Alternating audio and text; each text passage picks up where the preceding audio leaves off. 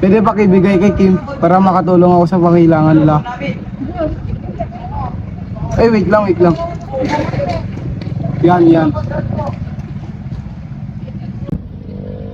Okay, sure. Makakarating to sa kanila.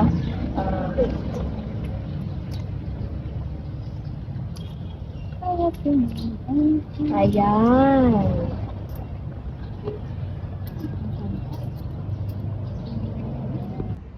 Salamat, Gov. Ako na mismo bibigay kay Kim.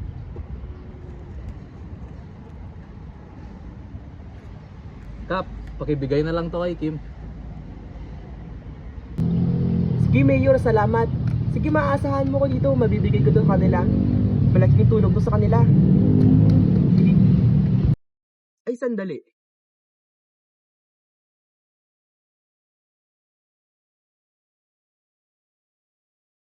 Okay na to. Hello, Kim. Kamusta? Ito pala yung ayuda. Wala kasing binigay si Gov. Kaya ito muna galing sa bulis ako. Sana makatulong sa inyo. Maraming salamat, Kap. Maraming pong salamat. Sige, Salamat wala po ka naman. talaga.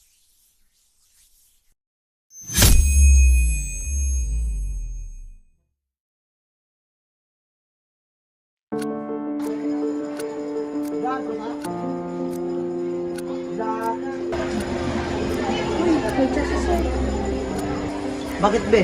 Ano sabi? Sida. Mag-judge na, tignan mo nga.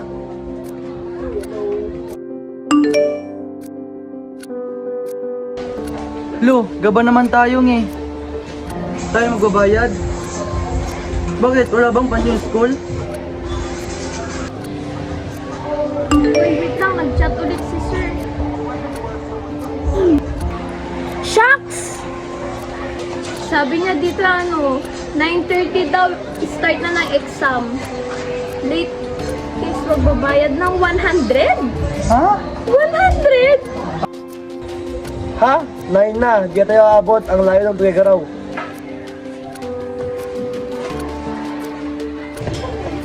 Naku, mga bayrin, hindi na matapos-tapos. Bakit? Sino ba binoto niyo? Basta yung pogi kasi siya, tsaka alam ko, nalaman ko na may ginto daw siya.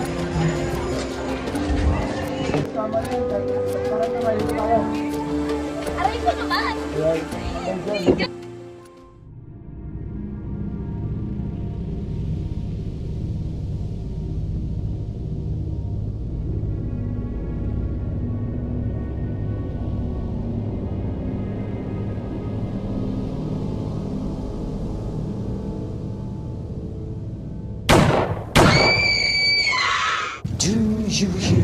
Kinakailangan muna ng isang malaking bagyo bago sila makaranas ng pagtaas ng tubig. Ngayon, kaunting ihilang ng ulan, binabaha na sa kanilang lipunan. Bakit?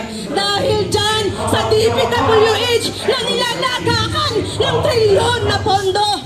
Pumapalakpak ang mga bulsa ng kongresista. Mga kababayan, galit na ba kayo? Corruption po. Laging ganyan yung issue. Corruption. Pinakakorap ng gobyerno sa mundo.